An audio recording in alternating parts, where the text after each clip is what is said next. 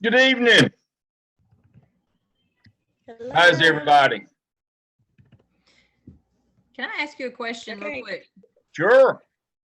Okay, so for TaskStream, what do I need to do after you have looked at everything and I did the request comments? What do I need to do after that? I just emailed you back. When you put your artifacts in there, just request comments from me and I will go in. I mean, there's not really any grading. It's just, do you have 12 from this semester? Yeah, okay. And then after that, you can put more in if you want to, but other than that, then you'll be done.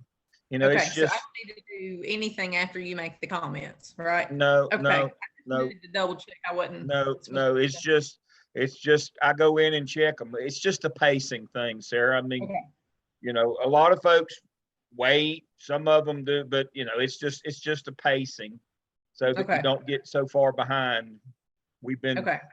if I had hair, I'd pull it out. Some of the ones that we've been trying to get through this summer, we finally got the last one through about 4:30 today. Because Gotcha. she let her folio lapse and didn't have it, you know, and then she's having to try to scramble at the end. I mean, gotcha. it's not hard to do. You know where Yeah. your artifacts are. So I was going to okay. cover that I just tonight. wanted to make sure I wasn't missing something No, on that. it's just so that I can look at it and you can see where you are. Okay. Because you do not want to get behind on that thing and get to the last semester. Right. You know, y'all will finish this spring, and as I said, we're trying to accelerate you. I like it when all you have is your SOP in that last semester, and then you can kind of concentrate on your folio, not only getting the artifacts in it, but spending some time on it to clean it up, fix it up. You know, maybe drop in a narrative or two, make it look professional.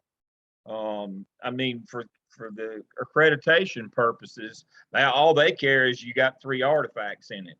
But when you share that thing with a prospective employer, that thing really grabs them. I mean, that's the one thing feedback is consistent from both employers that we work with, from districts, and from students is when I shared that folio, it put me over the top. And as you know, everything in the state, even like teacher evaluations, I was going to show you that, it's based on evidence artifacts. And if you do a good, clean job and your folio is good, and you know, one of the things, now this is just a personal thing with me, I'll get on my rant tonight. I'm old.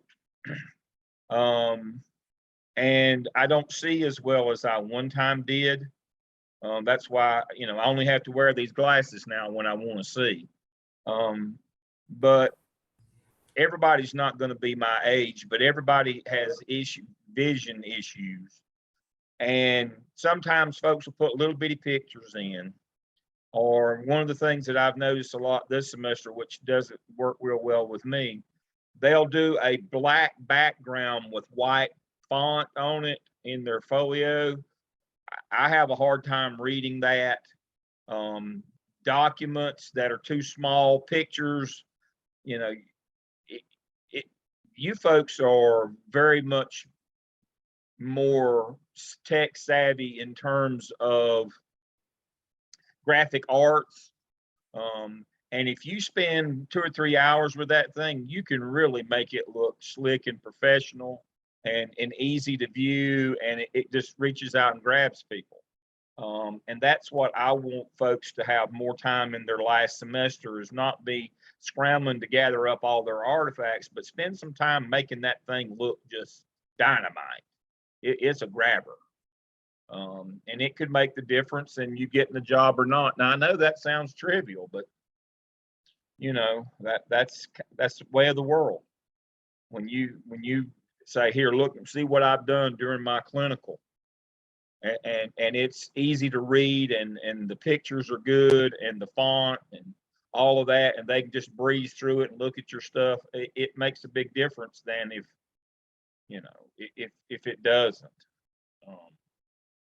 And so it's you know, it serves 2 purposes. It, you know, for it's artifacts for our creditors, but it's also it's also a good way to show people what you're capable of doing. It sounds trivial, but it's not. I mean, no, if you think about it, nobody wants to read your evidences. Good Lord. But they, you know, they want to see what you've done. They really do, and it's helpful. I'm going to put you all on hold. If I lose you, I'll jump back in. I want to jump into another Zoom. I won't be gone but 2 or 3 minutes. I want to say goodbye to the 605 group that we just got through. All 92 of them got through this summer. We're so excited that they all got through on time. It is a tough deal to get those folks through in the summer, but they all worked ahead and got through. And it's been a really good. It's been a short summer, but it's been really good. So I want to see them for just a minute, and I'll be right back with you.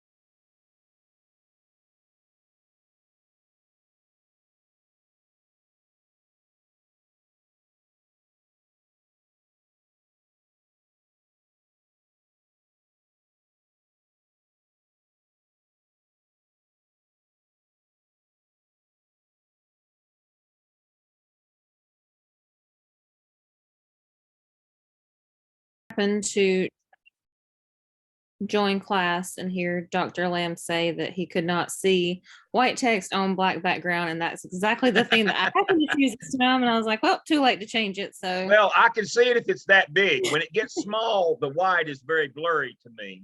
When it gets small, I have to do this. So we'll go with it, and next to the screen. So hopefully we can talk it up good enough. You'll be good to go. All righty. So case study 4 is dealing with inclusion, and we just kind of wanted to start out and go through the timeline of legal cases regarding EC and disabilities and things like that. So 1954, Brown versus Board of Education said that all students have a right to an equal access to education. 7273, Park versus Commonwealth of Pennsylvania says that children, regardless of their disability, have a basic right to education. They can't be excluded because of a disability, according to the 14th Amendment. Also in 72, Mills versus Board of Education of DC, you cannot exclude children with disabilities from public education. And it even listed in our textbook that lack of funding is not a valid excuse to say, well, we can't provide services because we can't afford it or we don't have people. 75, EAHCA provided federal funds and established the regulations to protect equal access to free, appropriate public education. And then the Americans with Disabilities Act, or the ADA, was formed in 1990, and that protects anybody with a disability from discrimination and guarantees equal access and opportunities, not just in education, but across the board. Then IDEA, which we hear most of the time when we're discussing EC and inclusion and things like that, originated in 75, but it's reauthorized every so often. It was reauthorized in 2004. And that just ensures that special education and the related services are provided to children with disabilities in the education setting. I want to stop you right there. Okay.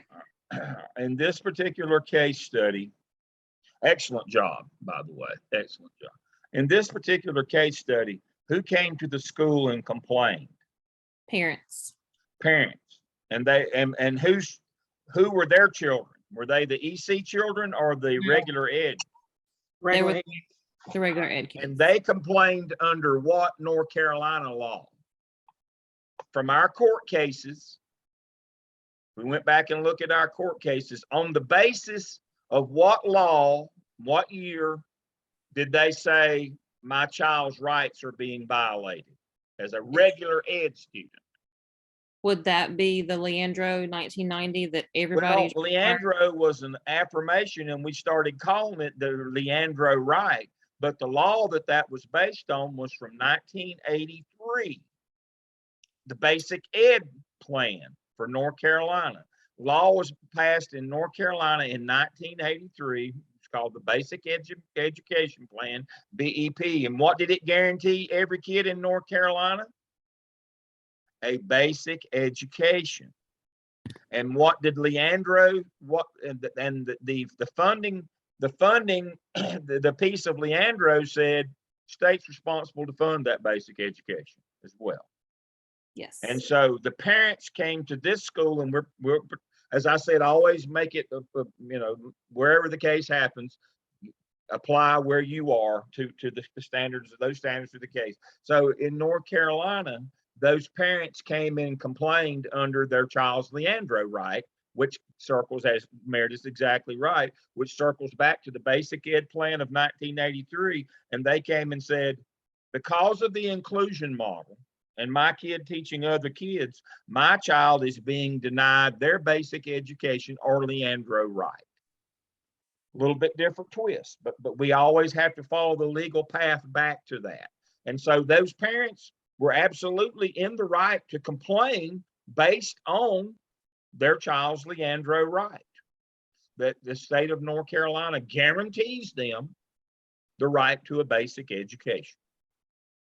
So let's make sure that we're solid on that end of this as well. Those parents do have the right to come and complain.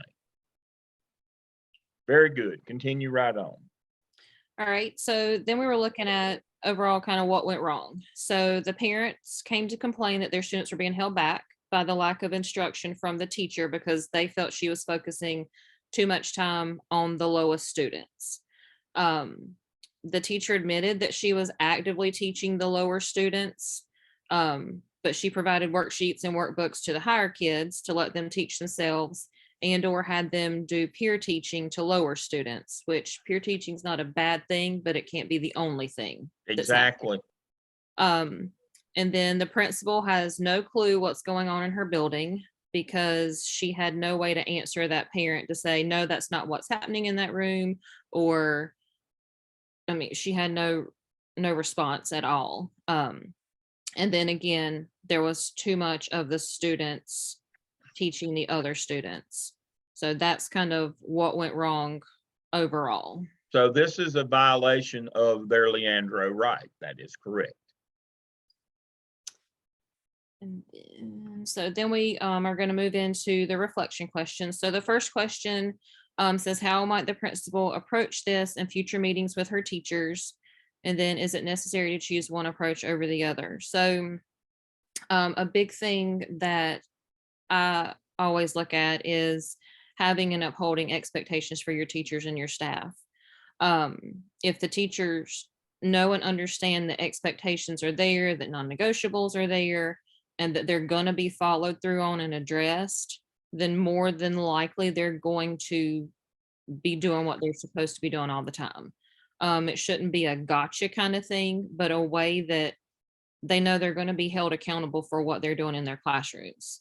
The principal should be out in the classroom doing walkthroughs, unannounced observations, because I mean, I remember when I was in the classroom, if I knew my principal was coming, it was on. I mean, it was on point every day, but it was extra on point. Everybody had their little haircut. Everything was good, but they need to see the nitty gritty and know what's actually happening. So you have to get out of your office and be visible. If the principal doesn't know what's going on in her building, then she can't answer concerns from parents, or she can't even have a professional discussion with that teacher. Because if you come to me and tell me I'm doing something in my classroom and you've not been in there, I can deny it all day long and you have no way to say that I'm telling you the truth or not if you don't know what's happening. So she can't have professional discussions with teachers or parents about issues. Mm-hmm.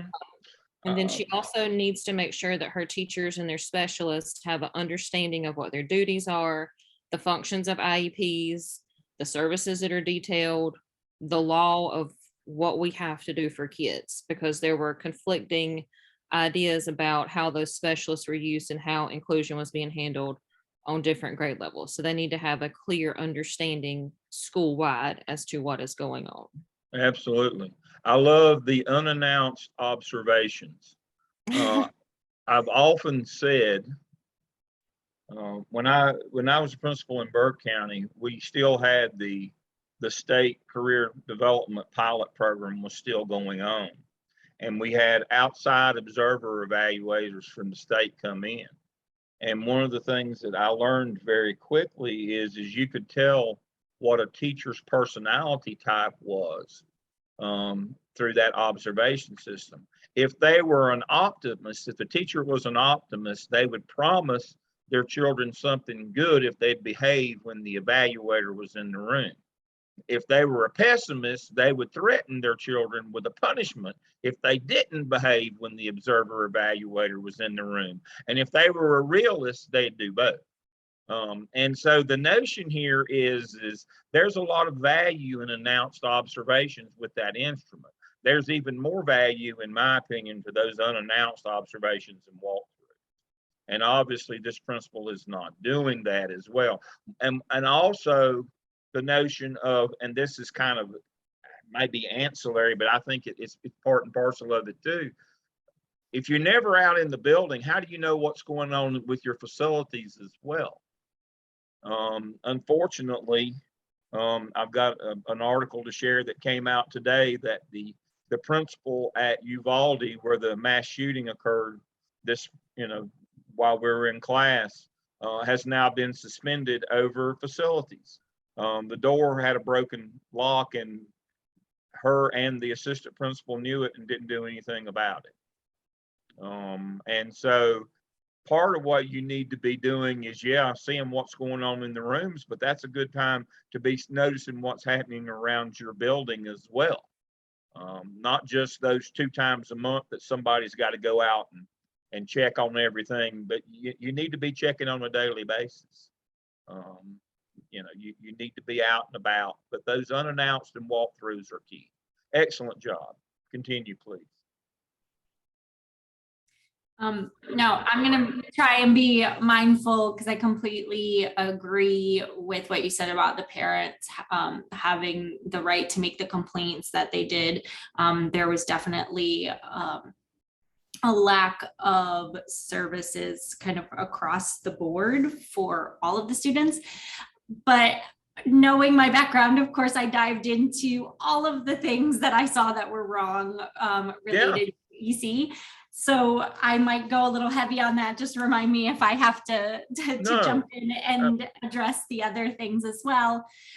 So the first thing, the leadership at the school should be familiarized with the level of services that are dictated in their children's IEP. There is absolutely no way that every kid in their school needs inclusion.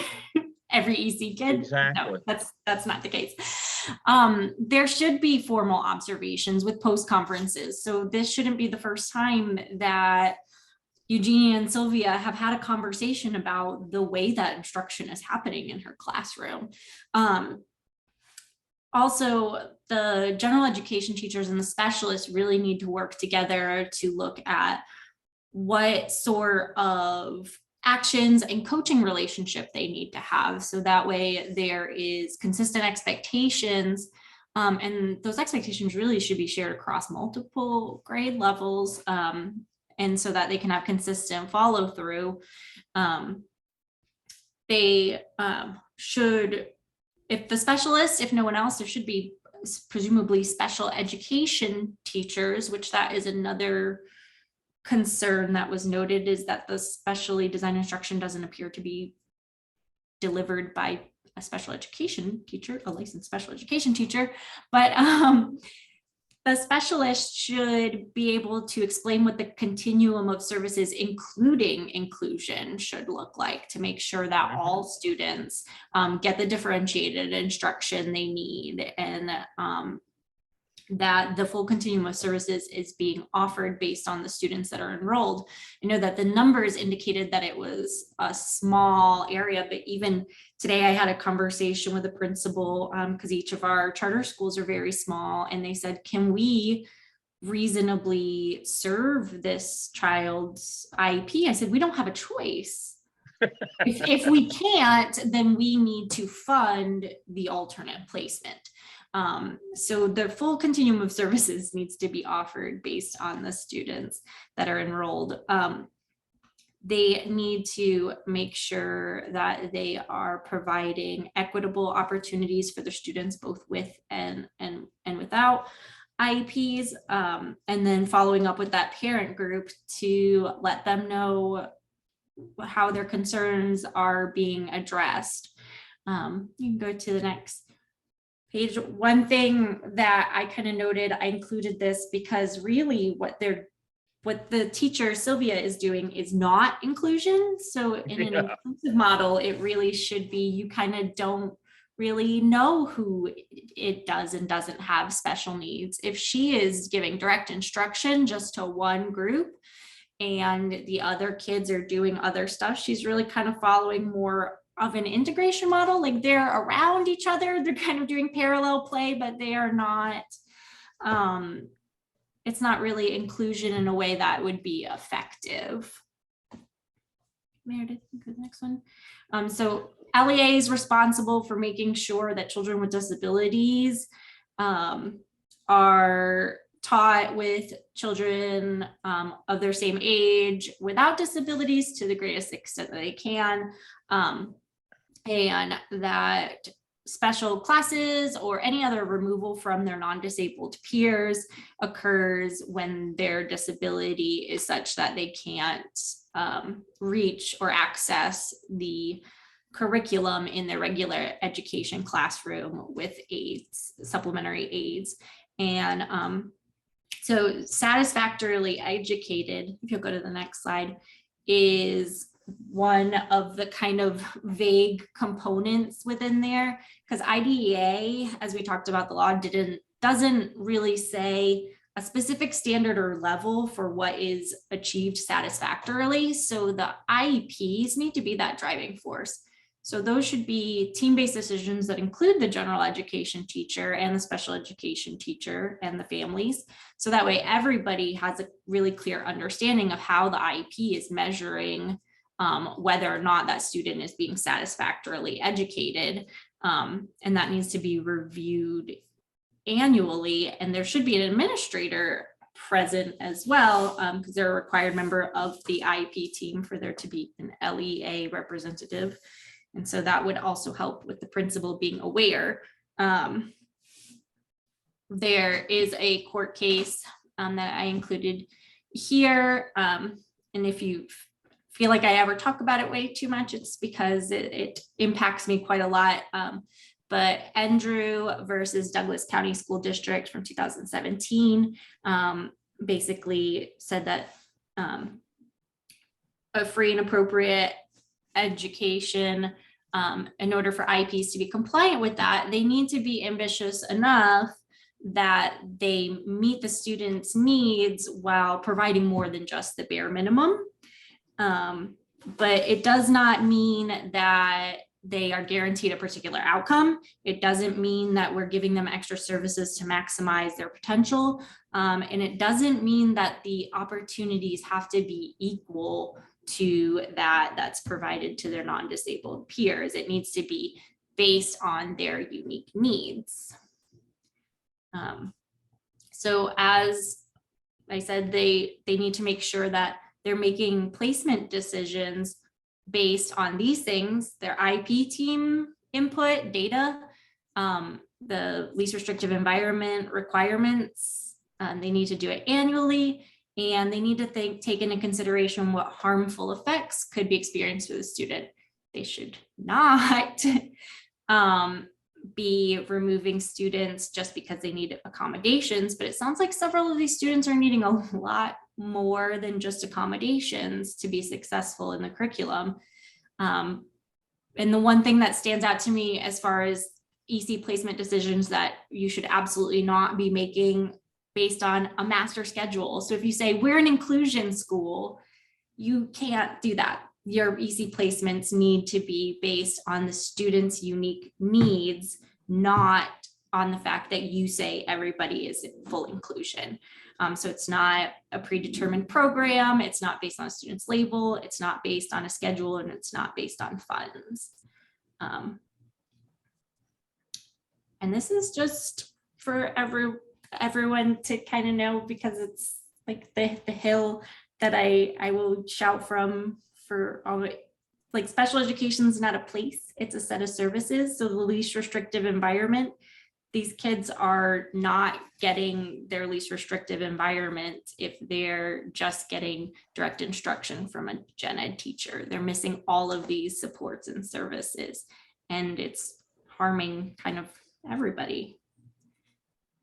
And so for question number 3, both sides have valid points. The law has to be followed, so the IEPs need to be followed, but then also the general education students have the right to their basic education as well.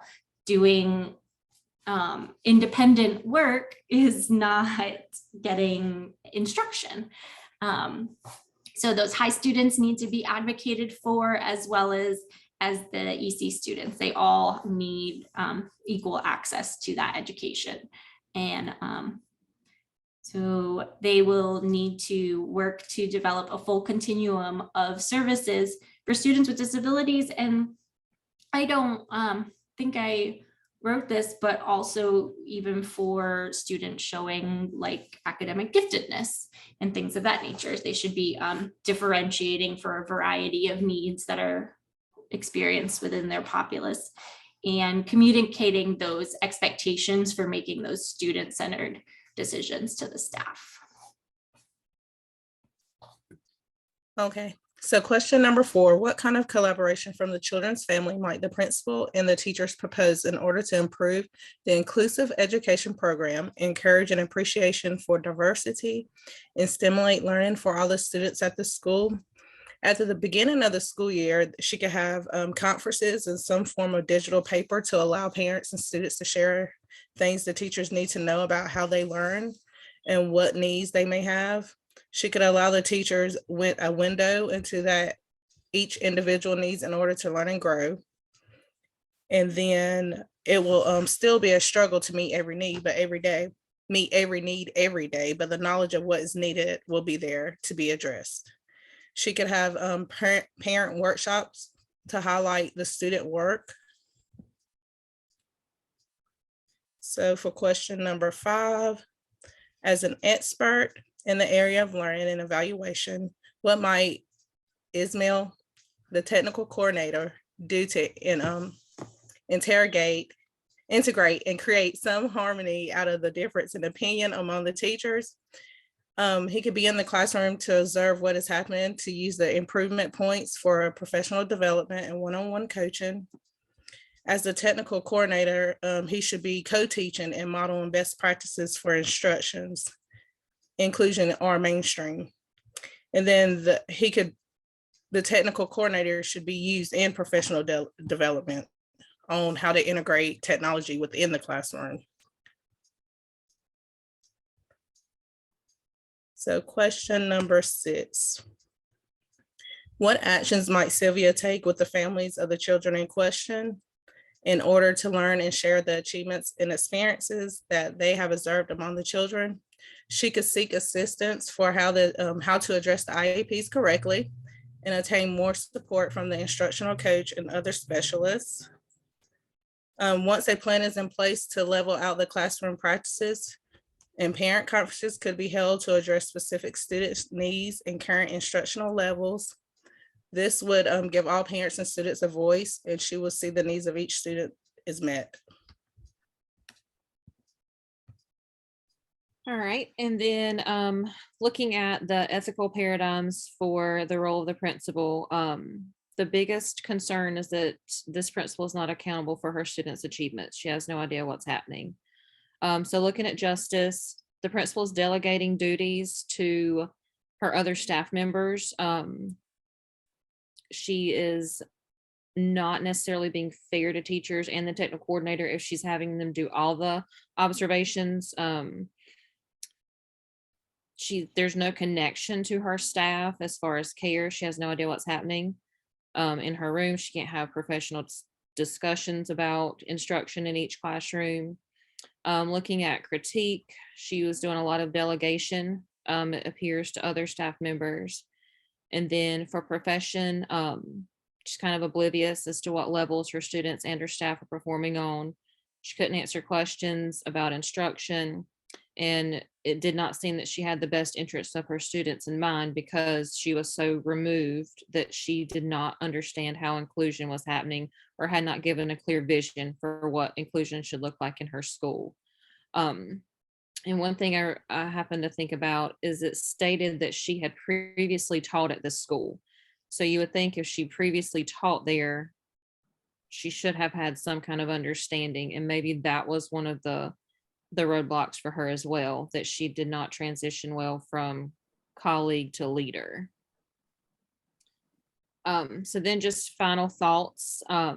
Throughout this case, all three forms of negligence were present somewhere. Nonfeasance, she had no idea what was going on. I mean, she was clueless, so she didn't act on anything. Malfeasance, EC laws, IDEA, they were not being followed properly. And then misfeasance, her high-level students cannot be the sole ones to teach themselves and provide instruction for their peers. So an IEP is like a legal contract. It has to be followed exactly what it says. If it says 30 minutes, you give 30 minutes. You have to do exactly how it's written.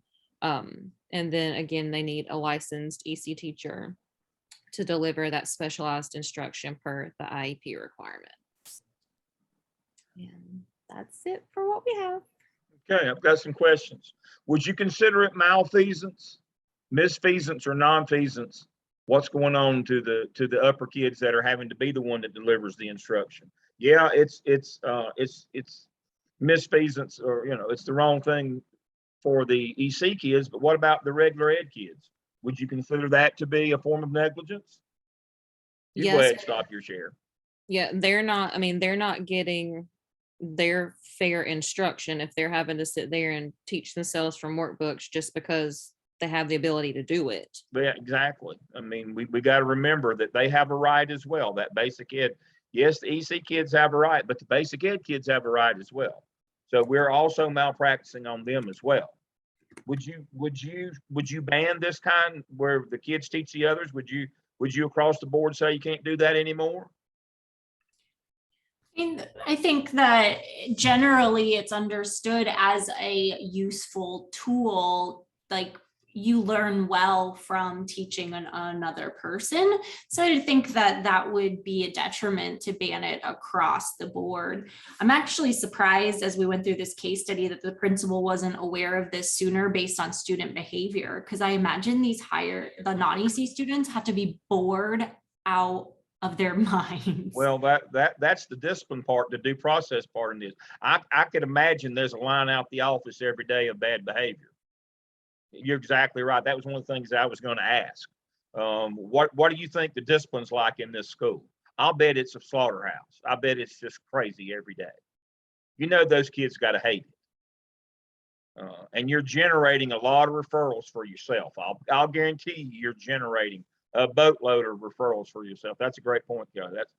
I had written that down too here, due process. What do you think that does to having to serve due process in this school, trying to process discipline instrument? I bet it's crazy.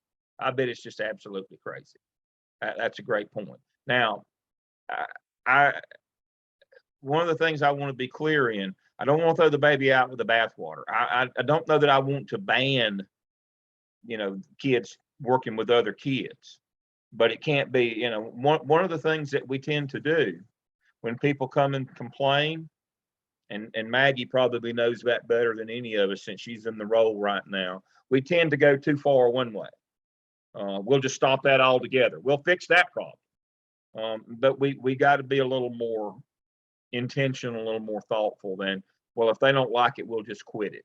We've got to do that. We need some professional development for everybody. We need some of those, you're going to build a marketing plan next semester, or some of you did this semester when you worked on your skip. It's one of the things that those parent nights that we could really work with is getting parents educated as to what inclusion is and how we serve kids and what we're doing instructionally.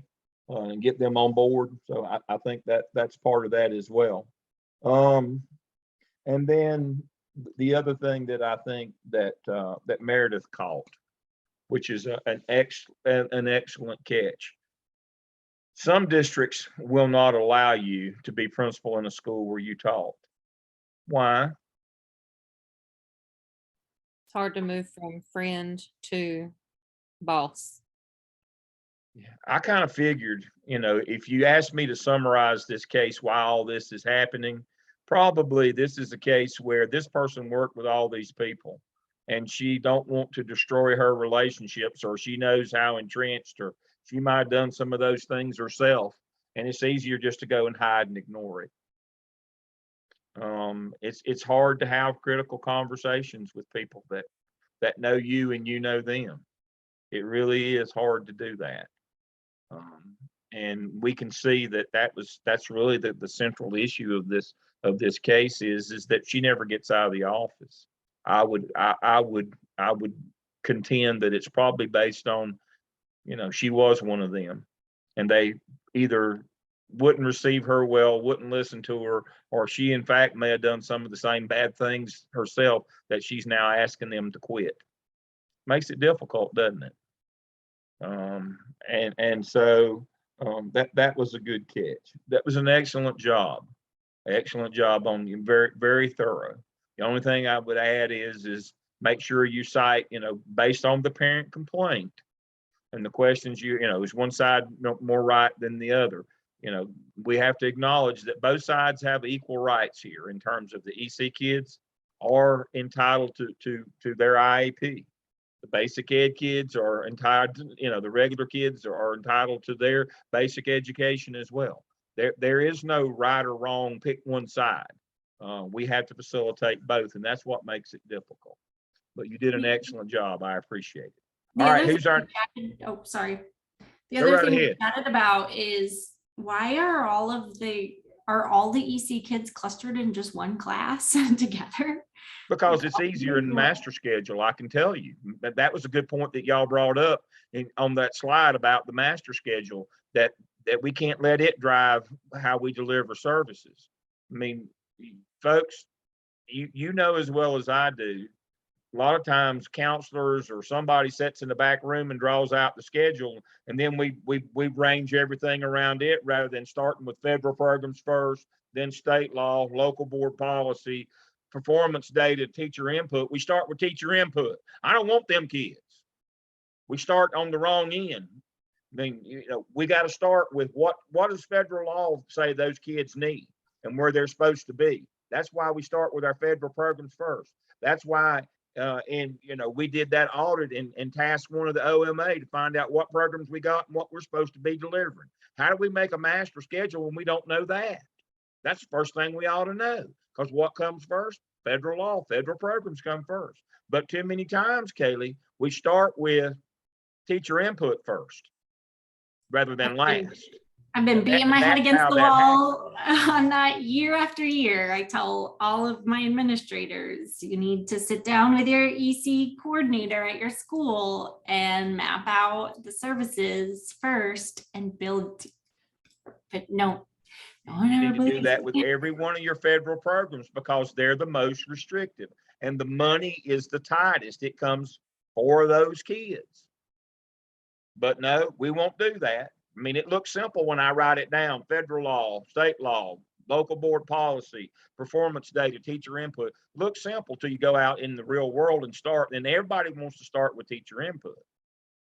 They want to drive the master schedule, and they're supposed to be last, but they come first. Get to be friends with the guidance counselor that makes the schedule, and boy, you got it made. But you're exactly right. No way. I mean, what is the probability that just by randomly scheduling a school that every EC kid would end up in the same class? It's incalculable. Couldn't happen unless you made it happen by teacher input to start with. If you did things the right way, if you built your schedule the right way, it's no way that could happen. But it did because we reversed it. We started with teacher input first and federal programs last, even if we even accommodated them at all. they were last in the process. This is how you get yourself in trouble, folks. This is how you get out of compliance and have to send a bunch of money back and have to go home and find another career. This is how that happens. You know, I think of, and I won't use his last name, but I think of Phil, who was principal at Vance. There is no Vance High School anymore. They changed the name. So, but you know, Phil was a great guy and everybody loved him, but he had to, you know, he got fired and had to get out of the business because he went with teacher input in a high school on exceptional children and did not serve them and put them out of school and exceeded their days. And, you know, I'm the principal here. I can do what I want. Yeah. Tell that to the feds. They won't want to hear that. And so you got to do the right things. But I think a great point too on this one is I can only imagine the behavior of these kids in this school. We talk about state created danger. I mean, what you're doing is you're forcing these kids to misbehave. I mean, I bet you there's a line out the office every day of discipline referrals. It would be incredibly hard to work in such an environment. That's exactly right. But these are things that, I mean, following the rationale, the process that we spent all summer on in the OMA that I have bored you with 1,000 times is you got to follow that rationale. If you don't, this is the kind of stuff that happens. This is the kind, I mean, that poor teacher in the room with all the EC kids, she's doing this to try to survive. I mean, we ought not be putting her in that situation. We have thrown her under the bus. Now the basic ed parents, you know, on the other side, they're over here, they're complaining. Their kids aren't getting what they need. And so in the end, nobody's getting what they need. The principal used to work there. She's part of the problem instead of part of the solution. So she's gone to the office and locked the door. She don't know what's going on in the building, don't know what the facility looks like. Probably handling discipline all day, every day, and can't get out of the rooms, into the rooms, can't do walkthroughs, can't do unannounced. This is just a pickle. This would be just a pickle. But, you know, this could be addressed through that master schedule. Whoever controls the master schedule controls the school. If you delegate that to somebody else as principal and the administrative team, then you get what you deserve. The master schedule is the heart of the school, period. No exceptions, no equivocation. Whoever builds that master schedule runs the place. And it better be you if you want to stay in charge. And you want to stay employed, it better be you. It is the heart of the school. It is how we manage a school. It tells us everything. All right, who's our next group tonight? Share your screen and let's roll on. I knew y'all would do a great job with these.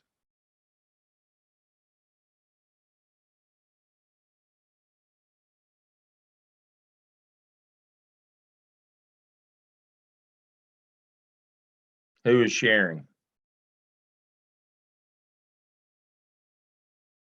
Somebody. I don't remember, but we can Go ahead, back. Amanda. Y'all go right ahead. Okay. I can look back. I keep everything in my book here, but I figured y'all knew. We kind of got off cycle one time. Here we go. There we go. Okay. Alrighty. So we'll go ahead and start us off with Tiffany. All right, so we started off with the inclusion and mainstream education and talked about the two difference, what the difference were for both mainstream and inclusion are two different academic programs meant with students with an IEP.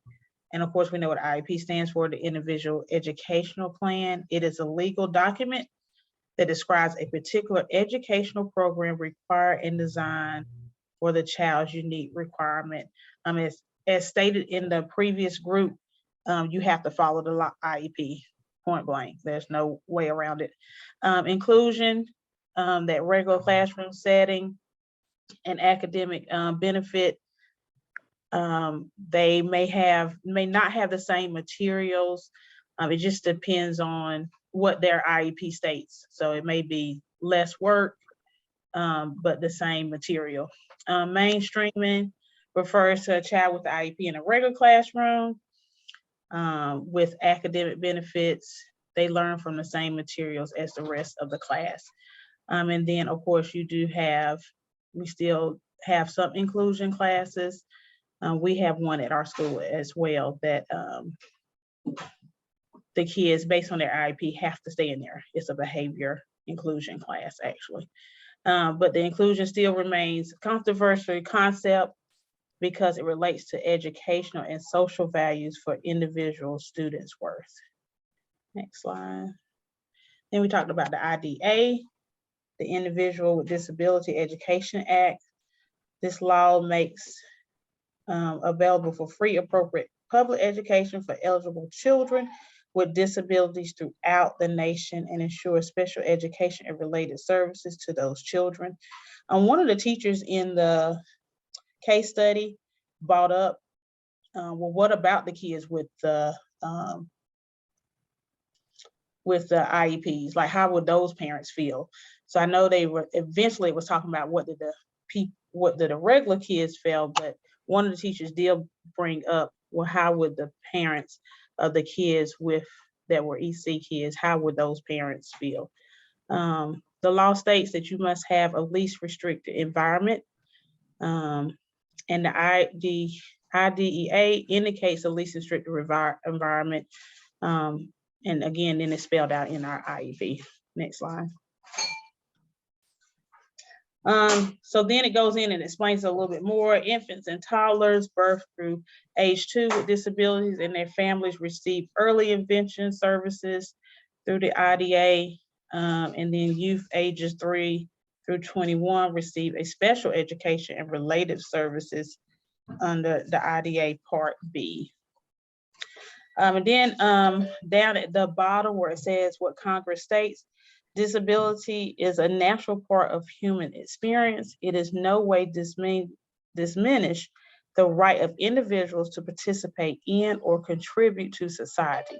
Improving education results for children with disabilities is an essential element of our nation's policy of ensuring equality of opportunity, full participation, independent living, and economic self-sufficient for individuals with disabilities.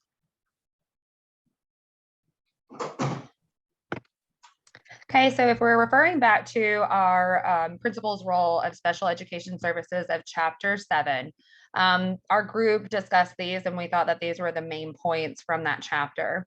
That principals need to know the state and local school district requirements concerning assessments of children who may qualify for special education and related services under their IDEA. Principals' role in the IEP meeting often serves as the LEA perspective or representative and is responsible for committing district sources and ensuring that the services written in the IEP and 504 will be provided. Principals of inclusive schools should be those with the skills, knowledge, and qualities to deliver effective leadership. Without any of this, the school will struggle to provide services that meets the needs of these diverse student populations. And lastly, we thought of that principals need to clearly and consistently articulate their vision for the inclusive environment and provide necessary support for others to understand that vision. Would you make this a part of your professional development plan, your professional growth plan for your school? You could. I think you should. Especially if you Good have point. if you have more than numbers, you can add that into if they're in the grading, the end of year testing. So as a group, we discussed each of these questions. So question number 1, how might the principal approach this and future meetings? We said that overall, the principal had no knowledge of what was going on in her classrooms. She needed to do more formal observations and walkthroughs. We didn't even think about the unannounced ones. That parents are stating that they are using higher students to teach lower students, which is a poor choice.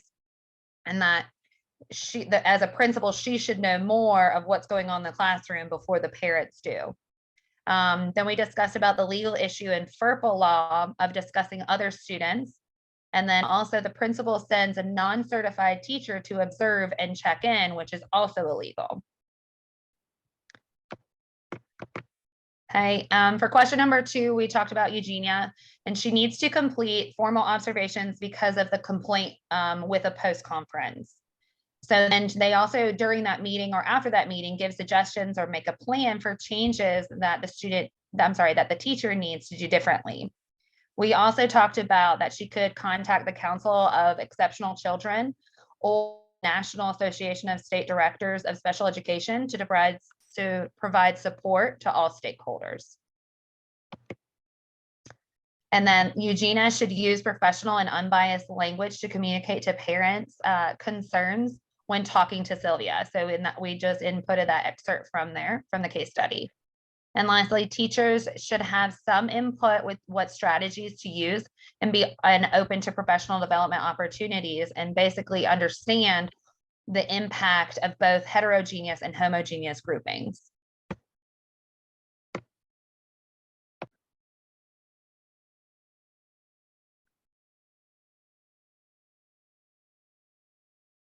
Question number 3, is one point of view more correct than the other? No, we decided that, everybody's point of view is important, and the teachers and parents want what's best for students. And under the North Carolina Law General Statute 115C.-81, the state has the constitutional responsibility to provide every student with an equal opportunity for a sound basic education. So parents here do have a valid concern about the children in the classroom teaching the children that are EC. Mm-hmm. Teachers need to collaborate and understand their roles in the general education classroom for the needs of all the students, not just one particular group of students, but all the students. And possible professional development for inclusion models for the teachers, and set up expectations for what an inclusion model should include with clear expectations for all teachers, specialists, and students. Collaboration between general education and special education teachers need to happen, and shared school vision for educating special needs students. Number 4, questions of reflection. What kind of collaboration from the children's families might the principal and the teachers propose to improve the inclusive education program, encourage and appreciate and diversity, stimulating learning for all the students in the school? We, as a group, said that make sure that, okay, I'm sorry, I can barely see it. Make sure at the beginning of the school year to set up a parent event, a PTA event, parent workshop, or curriculum night to fully explain and clarify comments and share information, and have student-led conferences to allow students to have some input and share their experiences, and parent-teacher conferences, and also home visits. Home visits are, for our program, is very important for the teachers to know and see and understand where the students live and come from. The principal should work with and educate Humberto, which was the parent representative, on IDA and other laws and regulations that protect the right of the equal education for all students. And she should provide him with information that he can cover and distribute during the next parent association meeting, with information on IDEA and other laws that govern special education and equal education for students. And then in the student handbook, it should address discrimination of those with disabilities, and parents should be encouraged to read that section and get an understanding of that they do have to include those students and teach those students what is in their IEP. So they can't just say, well, we don't want our child in a classroom with those students. That's not your decision. That's not the teacher decision. this, what is the best placement for those students?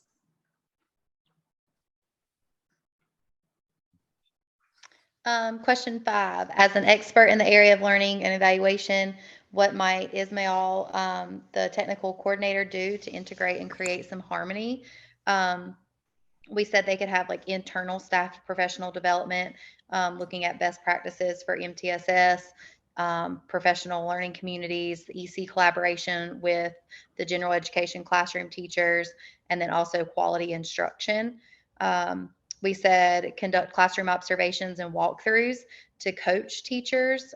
So the principal needs to do that as well to evaluate, but the technical coordinator could do it on a more of a coaching basis, to work with the teachers to support them as they gain knowledge to better serve all students. And then also encourage teachers that some of the teachers were already doing an inclusive model. Maybe they could lead that professional development and have like, team teaching go on based on that. What actions might Sylvia take with the families of the children in question in order to learn and share the achievements and experiences they have observed among the children? We said that Sylvia needs to participate in professional development for best practices in the classroom. And like you mentioned, it could be that she's doing what she needs to do on a daily basis to get through, because she may have all of the EC students in her classroom, but also make sure that she follows the action plan from any post conferences with the principal and or conversations with the technical coordinator. And we said we could also invite parents to observe their students in the classroom. Sometimes I know we talked about that maybe some schools allow that and some schools don't, but allowing the parents in the classroom to see what's going on if it's a concern of theirs. In this case, would you recommend that? In this case, no, until Sylvia gets her act together. And that's something that we talked about in our group. I was like, can we allow it? I know that I've had parents come in to observe their student, not observe the teacher. So we kind of had that discussion. And some of the schools that we've worked at allow that and some did not. So we didn't really know if that was a legal thing or if it was just kind of some of it, there are some legal ramifications to that. But this falls under an old professor of mine long time ago said, don't try to get on center stage until you've got a center stage act. I do not want parents in seeing this mess. Right, you just think it's bad now. If they go in to see what's going on now, I don't think you could recover from it. I don't think you could fix it. I mean, you're not going to change their hearts or minds. If they see how bad it really is, you think they're mad now. But if you invite them in to see it and it's in this kind of disarray, you will not survive it as an administrator. I'll just tell you, you won't.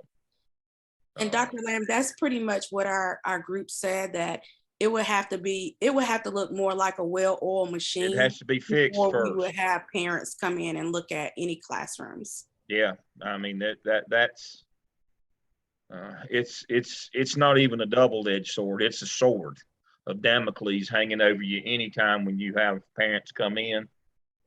It's stressful and trying under the best circumstances. In something like this, oh my Lord, you would definitely not. Now, from my perspective, there's more bad than good letting parents in from legal ramifications, child abuse on watch lists or felonies or child abuse or, all of those kinds of things. It would be a full-time job making sure everybody was cleared. You're supposed to, if they come in, they're supposed to have been vetted, background check, the same as for volunteers. Now, if you're going to do that, you're in for a pound. There is no in for a penny on that deal. Your district has to support it, puts them through the process. All those kinds of things. A lot of what you get is parents, non-custodial parents who can't go to their home and see their child in the home or have lost any custody or visitation because they haven't kept up with their child support. Sound familiar? and they want to come to the school and demand and try to bluff their way in to see their kid when they're not allowed to legally, those are the issues that you get into. So that would be something that it's potentiality, but definitely not in this case. There'd have to be a lot more improvement, but even then, again, you've got a lot of issues with that. Now that we're doing a lot more safety, security, locking in, not letting folks in, I don't want parents out wandering around in the building now. I'm too nervous for that now. So for our program, for Head Start, which is a federal program, it is written in our regulations that parents can come and visit classrooms. That's what I mean. You got to be in for a penny or in for a pound. In for a pound so, means that everybody gets to come in, and you have a system set up designed to handle that. That is exactly right. But you can't just be a dilettante and do, well, I'll let this one or not that one, or I think that one's okay, and maybe that one's up to date on their child support, or it's either, for me, it's all or nothing. You're in for, there is no in for a penny. You got to be all in, and like you say, federal, especially Smart Starts, federal, and some other say that that's a part of it, but we accommodate that. We make sure that all that stuff is done. But if your district doesn't pay for it and accommodate it, you're taking a lot of risk as a principal to allow that. And by the way, I was in a meeting, what's today, Tuesday? I was in a meeting Thursday, this past Thursday, and about clinical placements, and background checks are going up again. And you really, you're supposed to put your parents through the same process as a volunteer, because basically they are volunteers. Background checks are going up again from $200 to $250, I believe it is. And so we don't have to do background checks in the MELS program, even though we're the largest clinical internship program at the university, because you work where you clinical. But you think about all these undergraduates that have to go out and do their practicum and their observations and then their student teaching. They don't work there, and they have to go through the same vetting and background as an employee would, or like a parent volunteer would. And it's quite expensive. And so it's gonna cost them $21,000 more this fall than it did last fall, and it wasn't budgeted for. And so they're trying to figure out what to do. Well, it's real simple. Don't do the teacher assistants to teachers, because they already work there. And that's the way you could save your money. But these are considerations that you have to make. And and I can tell you right now, you think, well, I've been around that parent, he'll or she'll be fine, it'll be okay, until they come in and all of a sudden they leave campus with that kid because you didn't know that they were non-custodial, and there's been a change in the marital status and nobody bothered to tell you. They don't put an announcement in the paper like they do weddings. And then all of a sudden they abscond with them. There's a lot of liability here. In this particular case, I wouldn't want them to see what a mess the room is, but when you open it up, there's so much more liability that comes along with it. And so in this case, I would say no, that would not be a possibility in this case.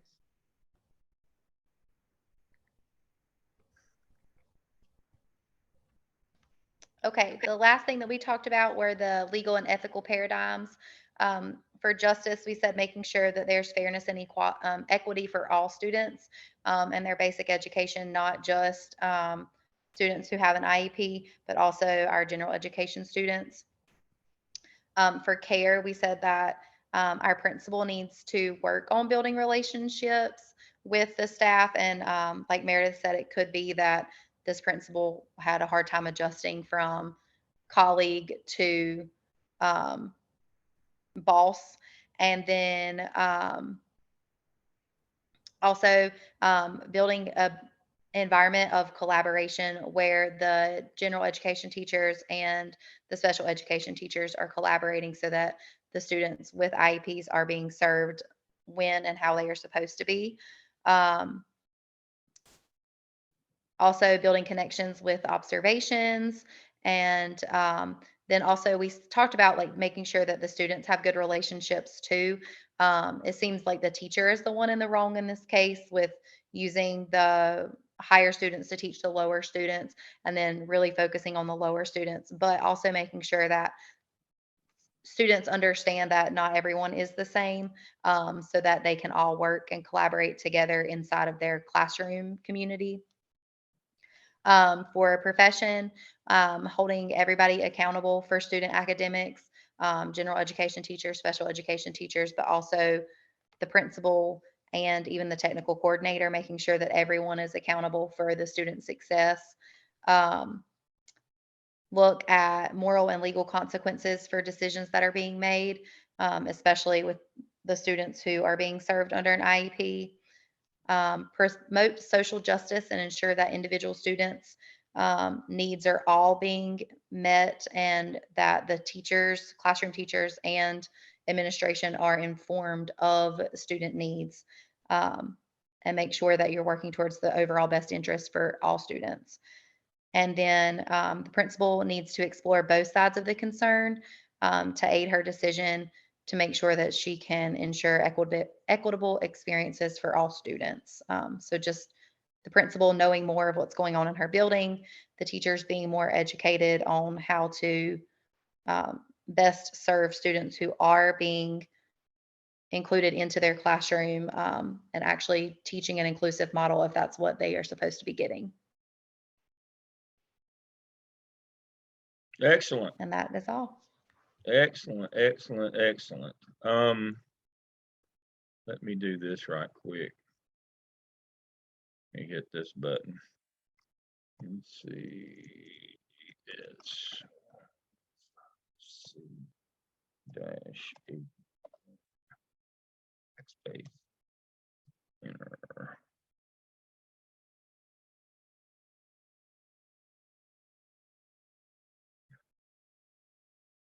Backspace.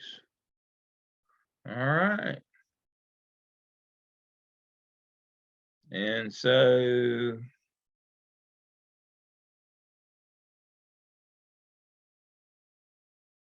let's see if it has the original date on it. Yeah.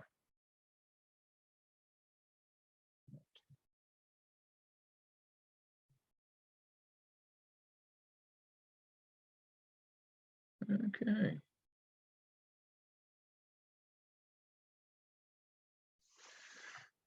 All right.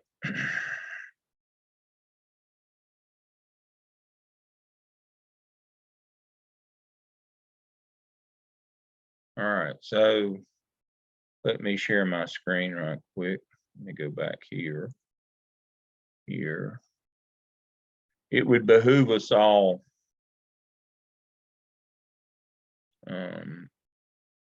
as a little homework exercise. This is from 2015. This is the latest update from Leandro in this, but this is the basic education program in North Carolina, and it says what you're supposed to get.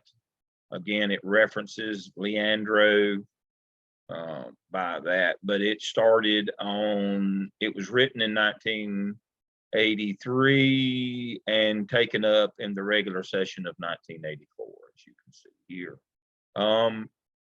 But the beauty of it is it actually spells out what a basic education is. And has all of these things, has all this stuff, what it's supposed to contain. And it's not 1,000 pages long, as you can see. It's pretty concise. And it would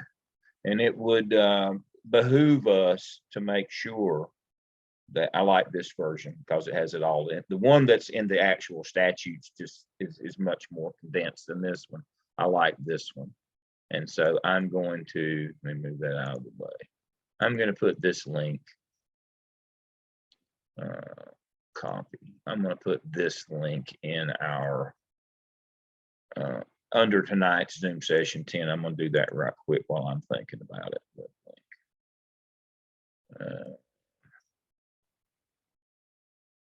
Control E.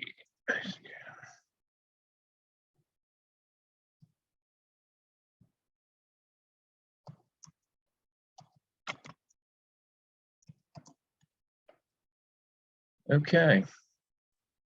And make sure that we have that one. All right. All right. Let me stop my share. Who's next? Excellent job. Excellent job, ladies. All right.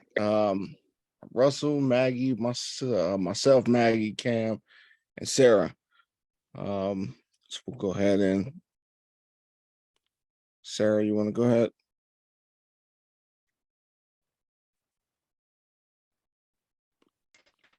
The first slide that we did was basically just like a little Is it just me or there's a delay in your audio? overview of the case, which we're not gonna do since everybody knows what's going on. Is it just me or are we having an issue with her We can audio? talk a little It's bit her about audio. the- Yeah, I think it's her audio. Sarah, your audio is might bad. be. Is it still- Your camera is frozen. And your audio sounds like Charlie Brown's teacher.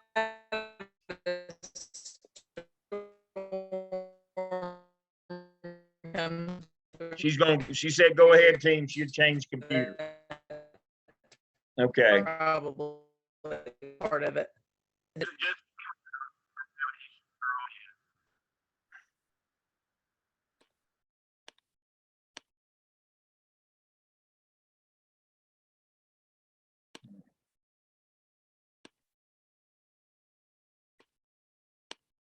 All right. So some of the connections we had to students' rights that came out of Chapter 7.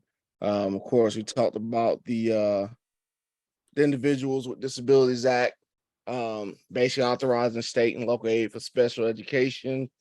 Of course, we know the American with Disabilities Act, Section 504, in which we improved access of accommodations for students and adults with learning disabilities. We have the Elementary Secondary Education Act, known as No Child Left Behind, in which states and school districts improve student academic achievement. All children with disabilities guaranteed a free and appropriate public education under IDEA 2004, which basically allows no state to reject students based on their disabilities. All right, and we must meet them where they are. Let's see. All right, so just some other kind of laws that kind of came into place dealing with students and disabilities here. So here the school and the district must make available all levels of schooling to students with disabilities. Eligible students are entitled to services from the age of 3 to 21 or when they graduate from high school. According to Part C of the IDEA, states that accept federal funding must provide federally assisted early intervention services to infants and toddlers who would be at risk of experiencing a substantial development delay if early intervention services are not provided. All right. All right. Somehow I can see my own screen and not the shared, but it's okay. I know where we're at, I think. Okay. All right, mainstreaming versus inclusion. Just a quick differentiation. Mainstreaming is basically the selective placement of special ed students in one or more regular ed classrooms. Proponents of mainstreaming generally assume that a student must earn his or her opportunity to be placed in regular classes by demonstrating the ability to keep up. So showing that they can keep up with the classwork and they're earning their right to be in that general ed classroom. Teachers are normally trained to meet the needs of student classification, so those specific needs of those IEPs or 504s, and this concept is normally tied with normal special ed services. Inclusion a little different. It involves bringing the support services to the child as opposed to the child going into the classroom with the services. It requires that the child will benefit from being in that classroom. It can be controversial because it relates to educational and social values. So the behavioral and social aspect of a student being included in a classroom, as well as the educational values. And these generally include some newer educational services.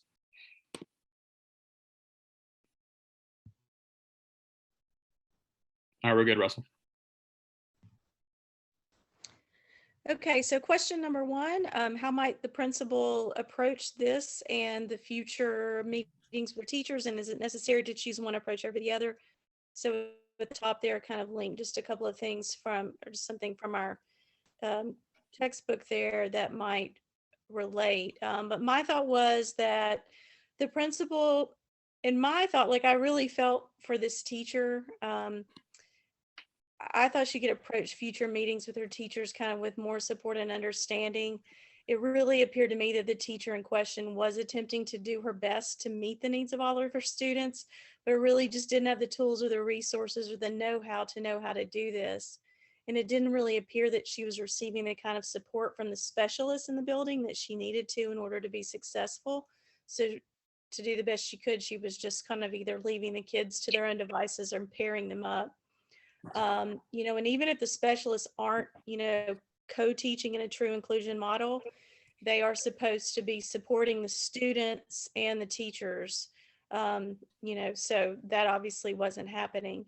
It might also be helpful to, in my mind, to help the teachers understand their role. You know, if you look at what FAPE says, that their role is to support the students in making progress toward their goals, not necessarily to have them keep up with their grade level peers. So I feel like maybe there was some pressure by that teacher feeling like, well, she had to make sure that they were keeping up and really, you know, making sure that she and all the teachers understood it should be based on their individual IEP goals. And maybe this might take some of the pressure off of them feeling like they have to, you know, maybe keep up step by step.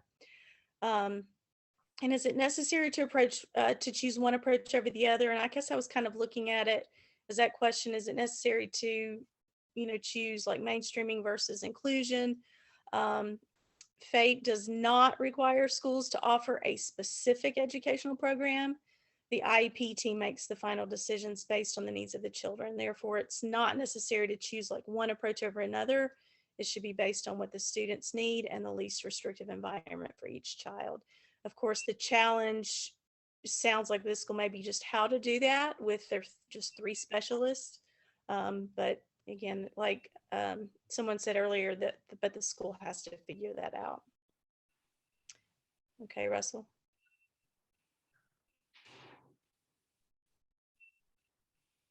And then question number 2, what is the path that Eugenia should take?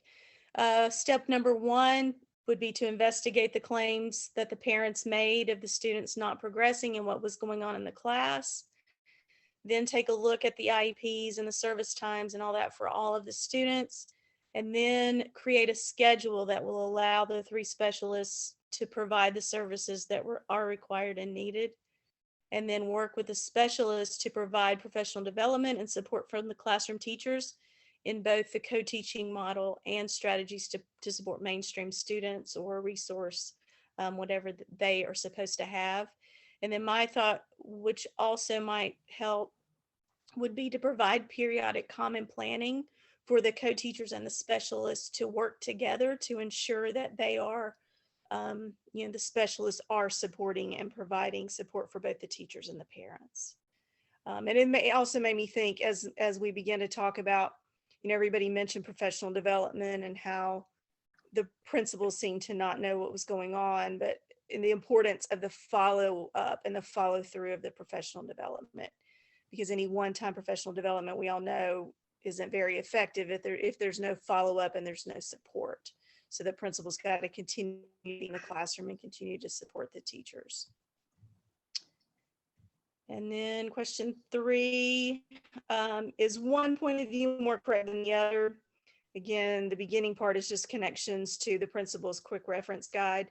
And I guess in my thought for this question, I was also kind of going back to the kind of the mainstreaming versus inclusion.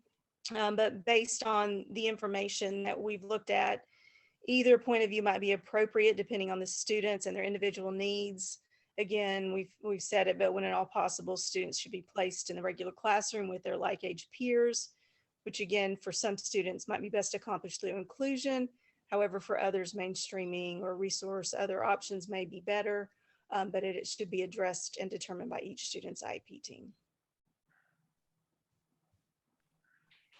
Okay, guys, I'm back. So if I see. lose you again, iPhone is back. if I lose you again, we've had a storm come through and I've gone Yeah. through 2 computers and now we're on my phone. So I am sorry, you guys. So question 4, what kind of collaboration from the children's families might the principal and the teachers propose in order to improve inclusion education program and appreciation for diversity? So I think a lot of times, a lot of, problems stem from just people being uneducated and not knowing, kind of what's going on. So the teachers should have proper training. This is also important for the families of the students as well, not just the other teachers. It can come in the form of books, seminars, informational sessions for the community, community events, which include all members, will also prove to be beneficial. Parents can also be encouraged to volunteer in school and classroom activities, as we said, when it's appropriate, and kind of when things kind of get back on track in that classroom and in the school. The language used inside the home is also very important. So oftentimes the attitudes of children is a direct reflection of their parents and guardians. So if it's negative in the home, referring to other students, sometimes that can translate in the classroom as well. I think we all see that on a regular basis in the classroom too. Parents should be encouraged to keep comments thoughtful and to keep an open mind. As a society, disability representation is not something that occurs in all areas. So I thought of it in terms of, making other jobs inclusive. This will increase awareness and will help to lessen the negative stigma. So like, when you turn on the TV, we need to see more, like even news reporters, doctors, teachers, lawyers, make it something where it's common and it's not unusual to see people with disabilities having these roles as careers as well. Community members can also be encouraged to engage with people. Oftentimes negative mindsets and comments result from ignorance, and the more information families have about diversity will only strengthen the experience in the classroom. And then I also think about, I think in every school, our students, especially at our school, they volunteer and help with the Special Olympics. We have students that are in regular ed PE classes that at the same time that we have adaptive PE, and those students are able to interact and kind of pair up and do some things as well. So I think a key part of this is definitely education. And let's see, the next one. Question 5, I can't remember who had that. That's me. Question 5, as an expert in the area of learning and evaluation, what might Ishmael, the technical coordinator, do to integrate and create some harmony out of the differences and opinions among the teachers? This thought I had was there definitely needs to be some commonality between these educators in this school. If one teacher thinks that it's the specialist's job solely to educate these kids, and another teacher thinks or is taking it upon herself to only educate these kids and focus on only the exceptional kids in her class, and there's definitely a big disconnect within this school. So the specialist and Ishmael and the principal need to get together and find some common ground on how these kids need to be served, because it seems they're not being served properly, or maybe even being overserved. I also wanted to look at a little bit just about the law. Everyone's pretty much mentioned this stuff, but just to touch on it, the 3 main federal laws that govern education of children with disabilities, which none of them require inclusion, which I thought was interesting, but they do require the significant effort to be made to find an inclusive placement. So you have your IDEA, but that's the one of these 3 that provide your funding.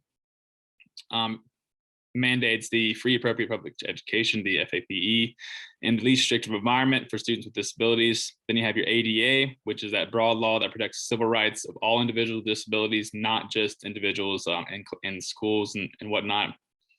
And then you have your 504, which is a little more limited than the ADA, and it provides civil rights protections to all individuals with disabilities in programs that receive federal funding, which include most public schools. And a recipient of federal funds must be placed in the regular ed classroom unless assessment data indicates that prescribed goals cannot be met in that setting with support services. So these parents that are complaining about these exceptional students in this classroom or the way that they're being handled, it's law. It's federal law. These students have to be in general ed classroom if that is their least restrictive environment. So they can't really complain about that. Moving on to our next slide with a little more of what the law requires. There's a little bit of wiggle room I saw in the PowerPoint, just with even after some of the amendments to IDEA and whatnot. There's some gray area a little bit, so I wanted to kind of go over that. One of the questions was, how far must schools go to accommodate needs of students within the regular classroom before moving them to a different educational model? So this court case here, Greer versus RCSD, the parents did not believe that all options were considered before their child was moved or considered for a self-contained classroom, and those parents won because the district argued that providing services would be too expensive, while the parents said all options were not exhausted, and the parents won that case because the options were not exhausted. A next question that was kind of a gray area with this federal law is, how important is potential academic achievement and social growth in making placement decisions, and what are the rights of the other children? So this directly correlates to our current case here with, what are the rights of both sets of these students? What are the rights of the exceptional students? What are the rights of the regular ed students? Are there rights of the basic education being impeded on? So in our case, it does seem that way, that the regular ed students are being neglected with that individualized work and whatnot. But another case that related to that was the SCUSD versus Holland, which also ruled in favor of the parents who challenged the district's decision to place their child half in special ed and half in regular ed class. With this case, they considered a past case that was handled in Texas, which found that regular ed placement for exceptional students can receive a satisfactory education as long as the best academic setting for the child is being placed, and non-academic benefits must also be considered. So that's that social and behavioral aspect as well. This case actually created a 4-part test to make sure that school districts were complying with the IDEA, which included the educational benefit of placing the child in a full-time regular ed class, the non-academic benefits of the behavioral and the social, the effect the child would have on teachers and students in the class, which relates back to our case study now, and the cost of the placement. And finally, I think this was already mentioned by a few groups, but the degree of inclusion should be driven by the students. Actually, Maggie mentioned this, and it needs to be determined by the IEP team. So parents and districts don't really have much pull when it comes to where these kids land or where they need to be served. And of course, the parents have the right to challenge the placement and whatnot, but it's ultimately up to the IEP team. So these parents that were complaining about their children being in a classroom with this integration model, they have no say in that ultimately. And lastly, are all students being served properly in this class? I think we decided as a group tonight that the regular ed students were probably getting less of what they should be getting. Their basic educational rights were probably being violated because Sylvia was spending so much time with the exceptional students and giving individualized work to those others. All right, I'm good.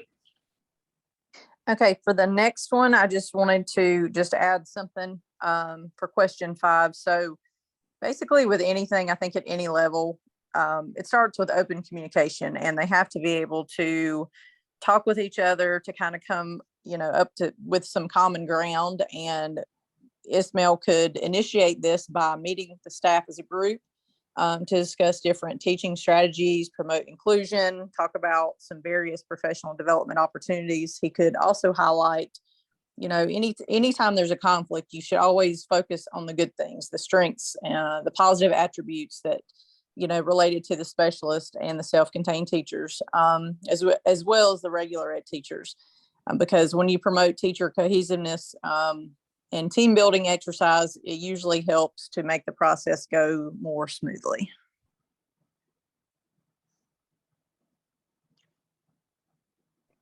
So question 6, what actions might Silva take with families of children in question in order to learn and share achievements and experience they observe among the children?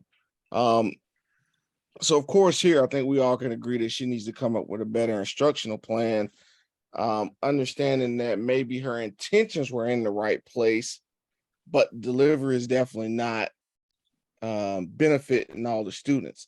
And so the one thing we definitely can't have is every student not receiving its fair share of instruction.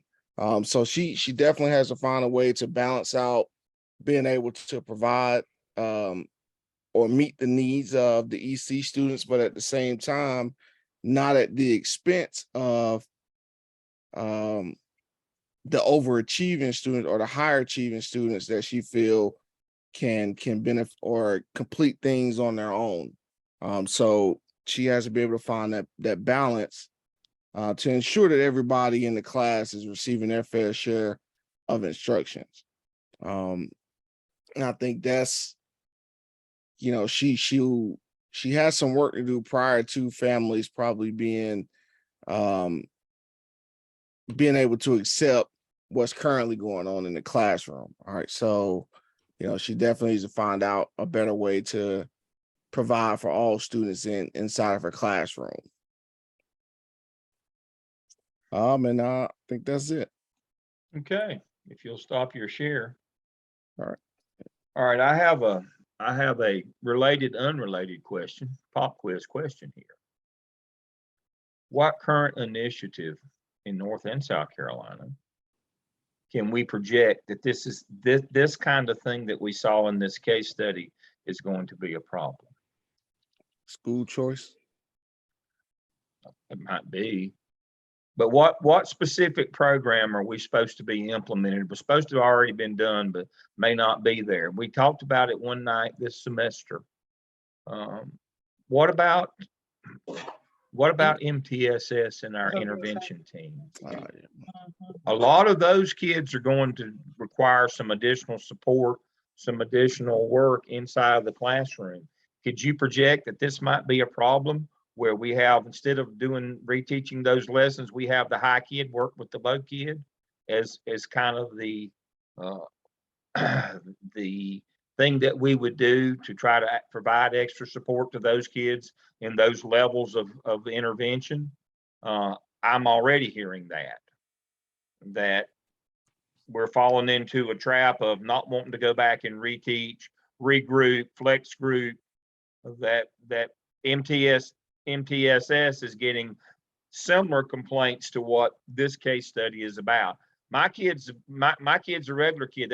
They're not part of the identified group that needs reteaching or is at that level. Why are y'all spending time with that kid rather than my kid? Or why is my kid having to work with that kid? This is a common theme now as we seek to address the individual needs of every child, which that's what MTSS does. We're going to see more and more of these kinds of things. And so here are some of the things that I wrote down, I jotted down, I do every semester. I learn something on these. I mean, this case informs us about professional growth plans.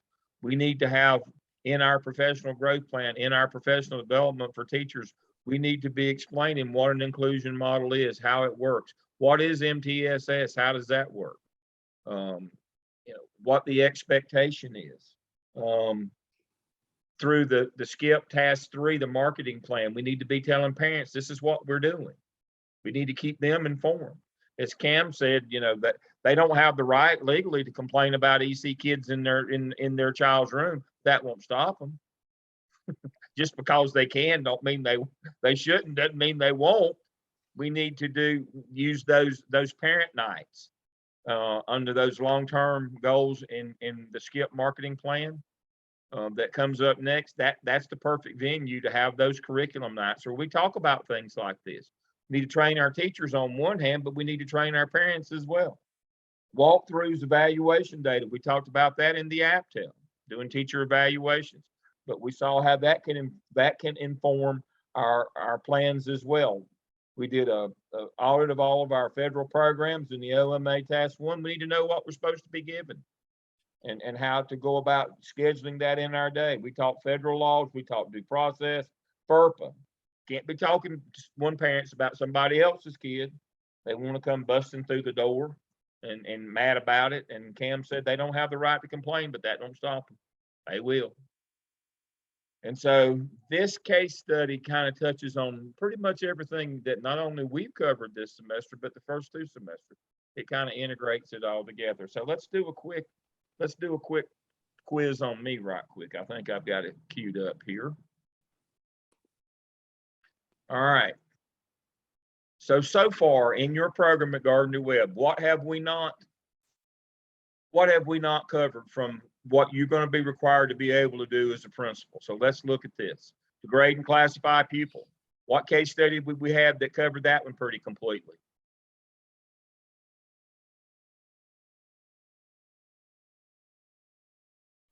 The first case study covered that one. Yeah. Well, cheating strike Bobby out. We covered that one pretty much. Make accurate reports to the superintendent and local board.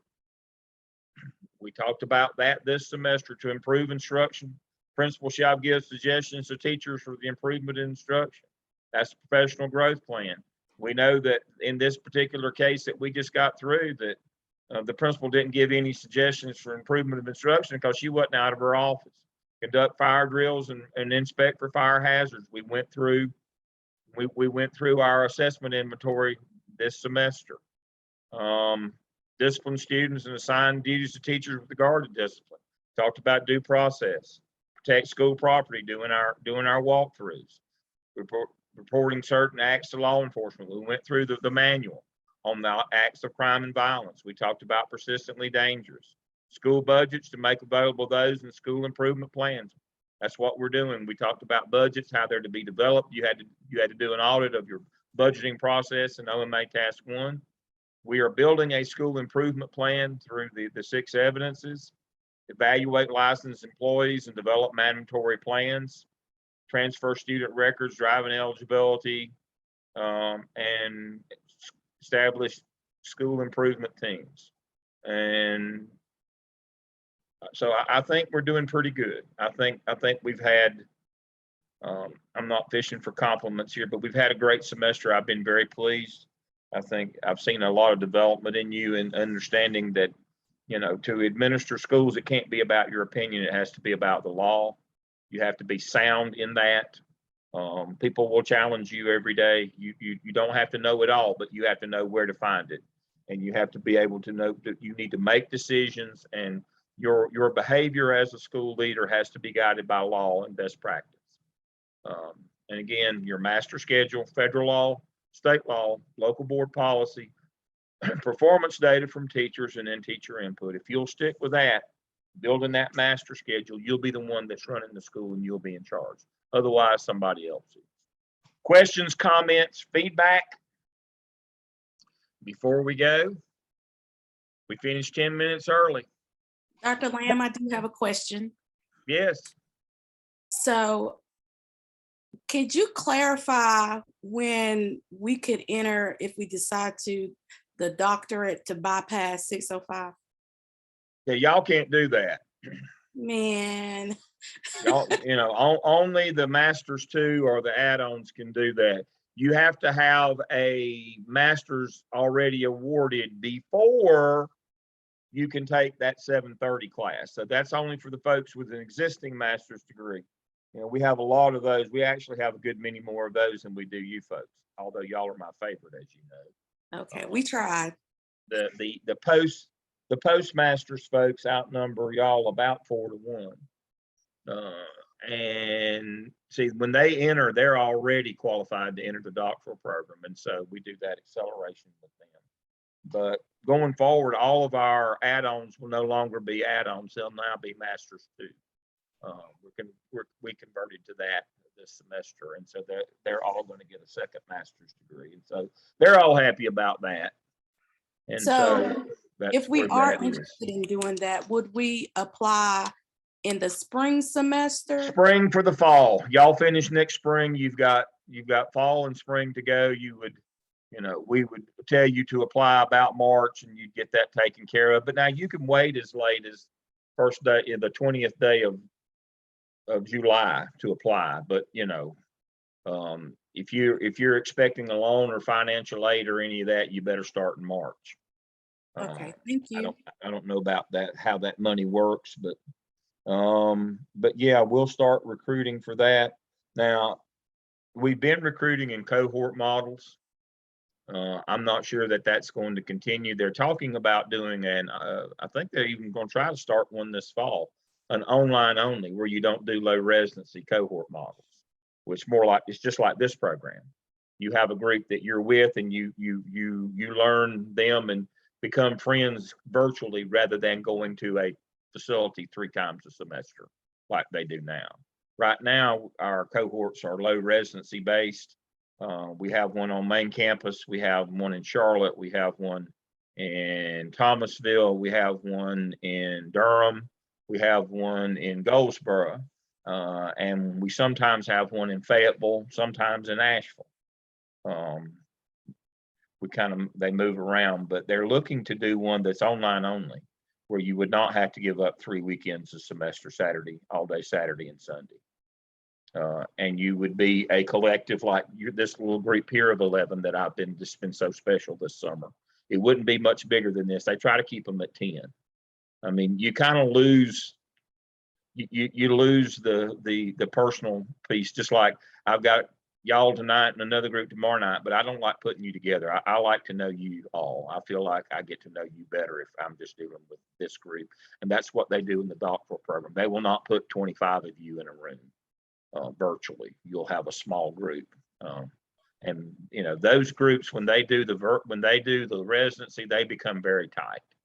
It works out really well, and so, but both may be available next fall, but I would highly encourage you.